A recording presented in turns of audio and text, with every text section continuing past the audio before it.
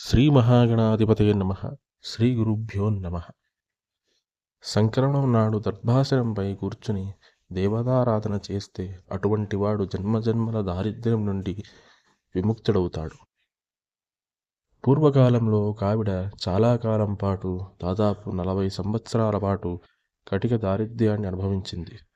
ఈ దారిద్ర్యం నుండి బయటపడడానికి ఏం చేయాలో తెలియక బాధపడుతూ ఉండగా అదృష్టవశాత్తు అక్కడికి అగస్త్య మహర్షి వస్తాడు. అప్పుడు ఆమె అగస్త్య మహర్షి కాళ్ళు పట్టుకుని, దారిద్ర్యం అనుభవిస్తున్నాను, సంపదలు రావాలంటే ఏం చేయాలండి అని అడిగింది. అందుకు అగస్త్య మహర్షి సంక్రాంతి నాడు స్నానం చేసి దర్భలపై కూర్చుని లక్ష్మీదేవిని పూజించి లక్ష్మీదేవికి చెరుకు గడలు, పానకము ఈ రెండూ నైవేద్యంగా పెట్టు, తామర పూలతో పూజించు, నీ దారిద్ర్యం పోతుంది అన్నాడు. ఆవిడ అలాగే చేసింది.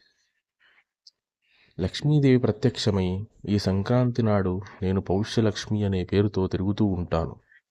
ఈ సమయంలో నన్ను పూజించావు కనుక నీకు దారిద్ర్యం తొలగించి సంపదలు కలిగిస్తున్నాను అన్నది.